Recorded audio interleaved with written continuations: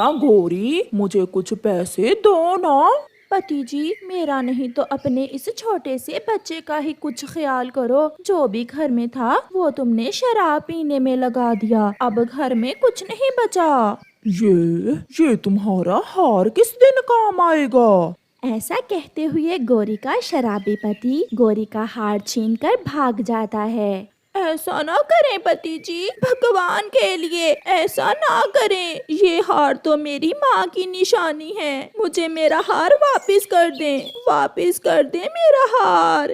गौरी कभी बैठी ऐसे रोती रहती है। मम्मा चुप कर जाएं। मम्मा पापा मारेंगे। अगर पापा को गुस्सा आ गया तो वो वापस आकर हम दोनों को मारेंगे। वाह रे कालू, आज इतना दारू कहाँ से ले आए हो? आम खाओ आम, गुटलियों से तुझे क्या काम? यार बताओ ना, ये सब कहाँ से लिया?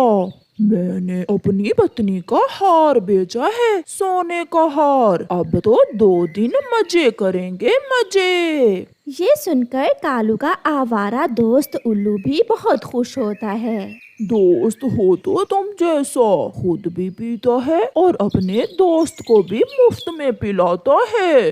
कालू शाम तक वहाँ बैठकर दारू पीता है और फिर शाम के अपने घर को चलता है। ठंडी ठंडी हवा है उल्लू यार, आज बेचा है मैंने गोरी का हार। आज बेचा है मैंने गोरी का हार। हो हो। ऐसे गाना गाता कालू कौवा एक पेड़ से टकराता है और गिर जाता है।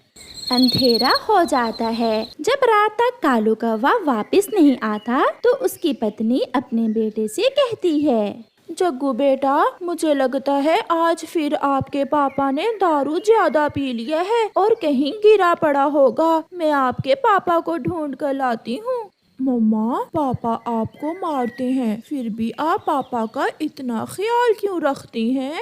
मेरे बच्चे, आपके पापा एक न एक दिन सुधर जाएंगे और फिर हमारे घर में भी खुशियाँ होंगी।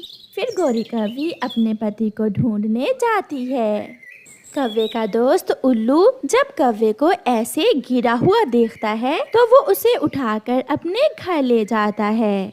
मैं कहाँ हूँ? मैं कहाँ हूँ? तुम इस वक्त आकाश की सैर कर रहे हो। चुप करके सो जाओ। लगता है आज मैंने कुछ ज्यादा ही पी ली है। कौवा फिर से गिर जाता है। चिड़िया बहन, कालू अभी तक घर लौट कर नहीं आया। कहीं देखा है आपने कालू को क्या? गौरी बहन, जब शाम को मैं पहाड़ों पर गई थी तो कालू वहाँ उल्लू के साथ बैठा दारू पी रहा था। वो जरूर उल्लू के घर में ही होगा। फिर कालू की पत्नी गौरी कौवी जल्दी से उल्लू के घर की तरफ जाती है। गौरी उल्लू के घर के दरवाजे पर दस्तक देती है। उल्लू भी था तो नशे में, मगर कालू से कम। वो दरवाजा खोलता है। लगता है आज तो कालू की पत्नी भी दारू पीने आ गई है। तुम अपनी बकवास बंद करो और बताओ कि मेरा पति कहाँ है। अंदर आ जाओ और खुद ही देख लो। गौरी उल्लू के घर में चली जाती है। कालू कौवा गिरा हुआ देखकर गौरी रोने लग जाती है। पति जी, हम आपको लेकर इतने परेशान हैं और आप यहाँ दारू पीकर गिरे पड़े हैं। ये नहीं बोलने का आज। तुम्हारा हार बेचकर इसने कुछ ज्यादा ही पी ली है। सुनो कौवी, तुम्हारे पंख बहुत काले हैं, क्या लगाया है इन पर? ये कहते हुए उल्लू गौरी का पंख छूता है।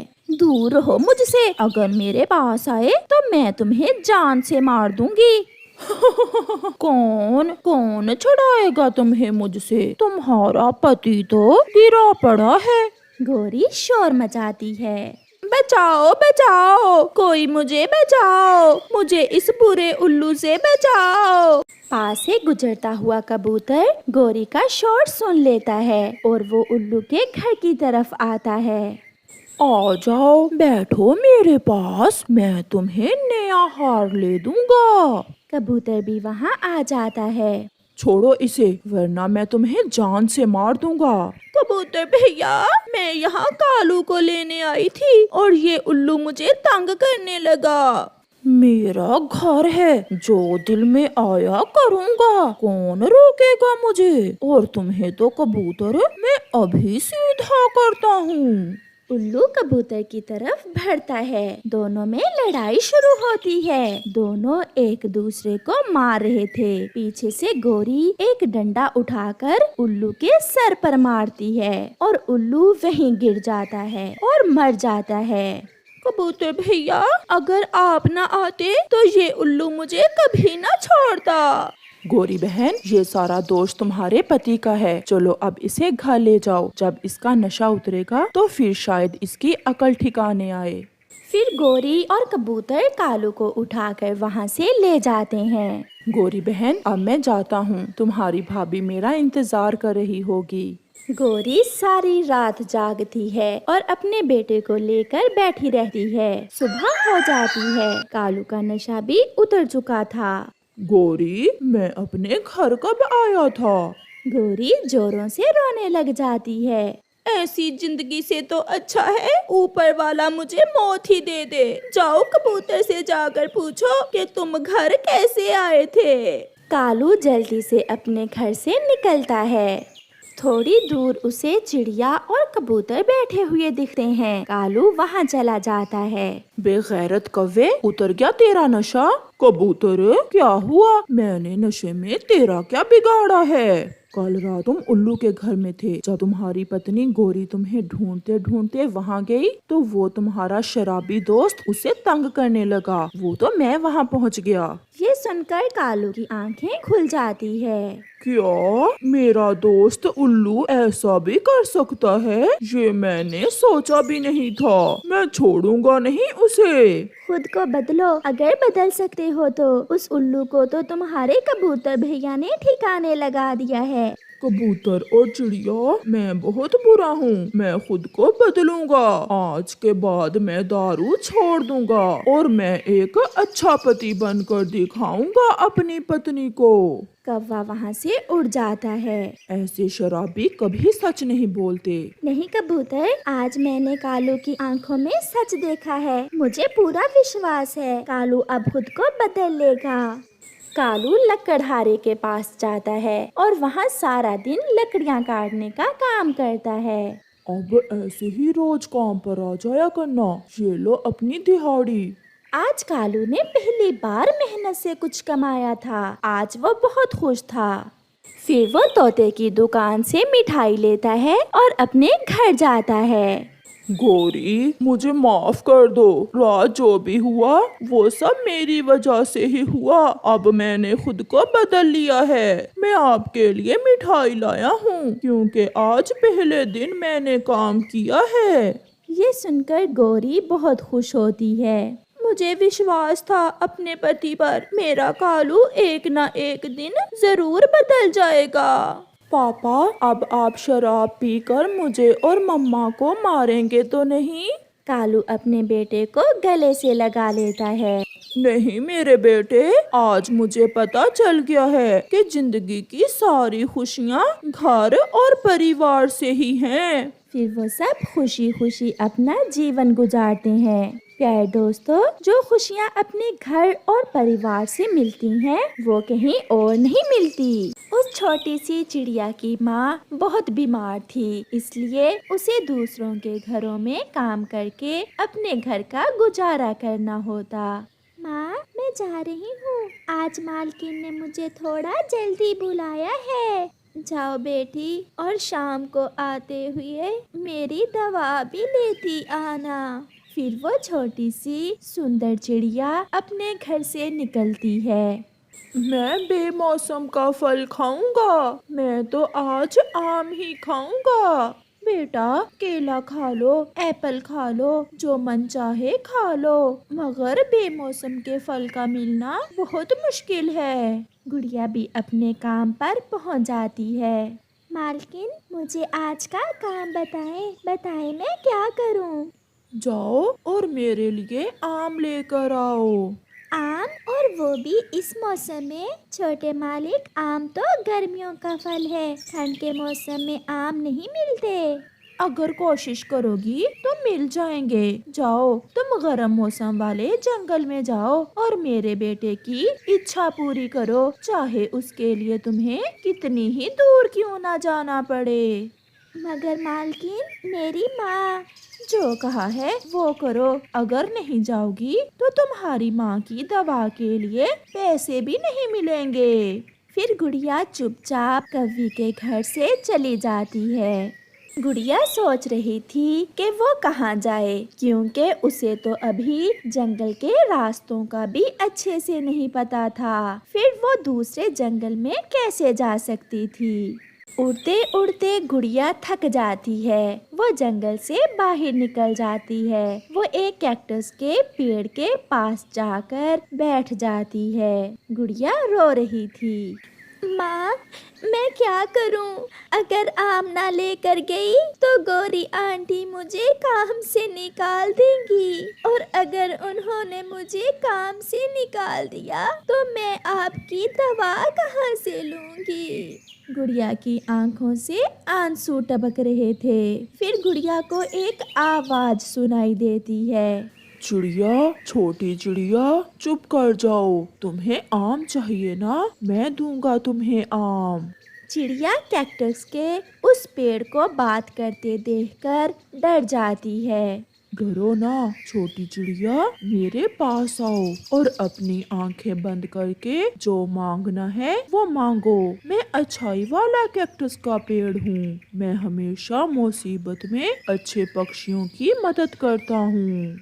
फिर गुड़िया उस कैक्टस के पेड़ के पास जाती है और अपनी आंखें बंद करके कहती है, अच्छाई के अच्छे पेड़, मुझे आम दें।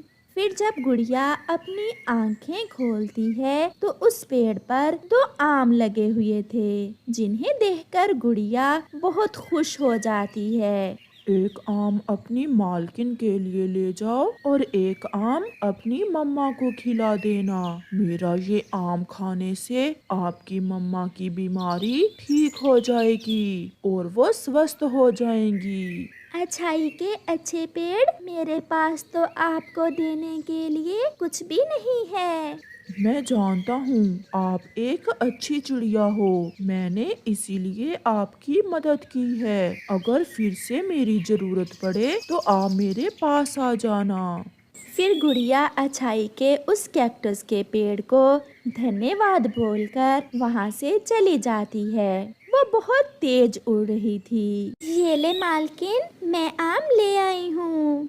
गौरी कव्वी गुड़िया के हाथ में आम देखकर बहुत हैरान होती है। क्या क्या तुम सच में आम लेकर आई हो, और वो भी इतनी जल्दी?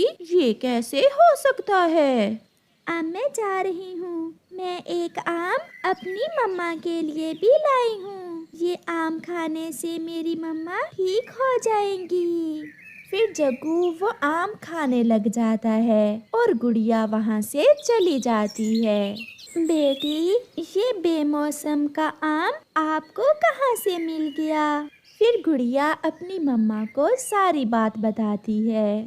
गुड़िया बेटी, जो दूसरों का अच्छा सोचता है, ऊपर वाला हमेशा उसका अच्छा ही सोचता है। मम्मा चिड़िया जब वो आम खाती है तो मम्मा चिड़िया खुद को पहले से बेहतर महसूस करती है। रात भी हो जाती है। वो माँ बेटी सो जाती हैं।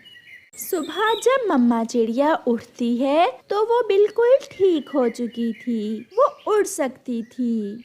गुड़िया, गुड़िया उठो बेटी, मैं ठीक हो गई हूँ। मैं तो अब उड़ भी सकती हूँ। अपनी मम्मा को स्वस्थ देखकर गुड़िया की आंखों में खुशी के आंसू थे। चलो गुड़िया बेटी, मैं आपकी मालकन के पास जाती हूँ और हम उसे बता आते हैं कि कल से आप काम पर नहीं जाओगी। और मम्मा, हम दोनों माँ बेटी मिलकर मेहनत करेंगी। फिर गुड़िया अपनी मम्मा के साथ गौरी कव्वी के घर चली जाती है। अब मैं ठीक हो गई हूँ गोरी, इसलिए अब मेरी बेटी आपके घर काम नहीं करेगी। हम दोनों माँ बेटी कोई अपना काम शुरू करेंगी। ऐसा कैसे हो सकता है? गुड़िया ने मुझसे तुम्हारी दवा के लिए जो पैसे एडवांस ले रखे हैं वो कौन देगा? मालकिन, मैं कुछ दिनों तक आपकी रकम लुटा दूंगी। तो फिर जब तक मेरे पैसे नहीं लुटाती मेरी नौकर बनकर रहो। मम्मा चलें। मगर कहाँ बेटी? मेरे दोस्त कैक्टस के पेड़ के पास, जिसने मुझे बिना मौसम के आम दिए थे, वो अब भी मेरी मदद जरूर करेगा। ऐसा कहते हुए गुड़िया अपनी मम्मा के साथ वहाँ से चली जाती है। कैक्टस का पेड़ ये जरूर कोई जादुई पेड़ होगा जिसने इसे बेमौसम के आम दिए थे। चलो मम्मा, हम भी जाकर देखें वो कैक्टस का पेड़ कैसा है। फिर गोरी कौवी और उसका बेटा जग्गू कौवा चिड़िया और उसकी बेटी के पीछे पीछे जाते हैं। दोस्त, मैं अपनी माँ को आपसे मिलवाने लाई हूँ। मुझे बहुत अच्छा लगा गुड़िया आपकी मम्मा से मिलकर। और मुझे भी। आपने हम गरीबों की मदद की, ये आपका एहसान है हम पर। दोस्त, मैंने मालकिन से अपनी मम्मा की दवा के लिए कुछ पैसे लिए थे और मालकिन मुझसे वो पैसे अब वापस मांग रही है। आप मेरी मदद करें। अपनी आंखें बंद करो और मांगो जो मांगना चाहती हो।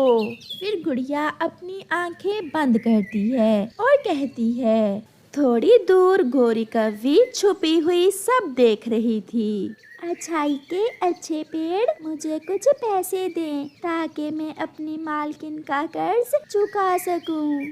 फिर उस पेड़ पर पैसे लग जाते हैं। मम्मा चिड़िया की तो आंखें खुली की खुली रह जाती हैं। अपनी मालकिन के लिए भी पैसे ले लें और अपने लिए भी कुछ पैसे ले लें जिससे आप कोई काम शुरू कर सकें।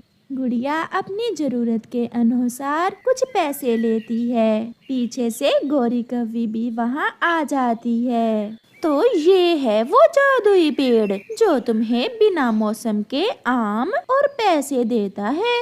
मालकिन, ये ले आप अपने पैसे और यहाँ से जाएं। मम्मा मम्मा, गुड़िया को ये पेड़ हमारी वजह से मिला है। हमने ही तो इसे बेमौसम के आम लेने भेजा था। चलो जग्गू, हम भी इस पेड़ से कुछ मांग लेते हैं। ये अच्छाई का कैक्टस का पेड़ केवल अच्छे और सच्चे पक्षियों की ही मदद करता है। चुप चुप कर जाओ। फिर गोरी अपनी आंखें बंद करके कहती है। पेड़ पेड़, मुझे सोने का हार, बड़ा खजाना और साथ में चांदी के झुमके दो। मगर कैक्टस का वो पेड़ अपने कांटे गोरी के सर में मारता है। अरे अरे, मर गई रे। भागो जग्गू, भागो यहाँ से। इस पेड़ को कैसे पता चल गया कि हम मन के छोटे और बुरे पक्षी हैं? ऐसा कहते हुए गोरी और जग्गू वहाँ से भाग जाते हैं। ये देखकर गुड़िया, उसकी मम्मा और कैक्टस का पेड़ हंस रहे थे।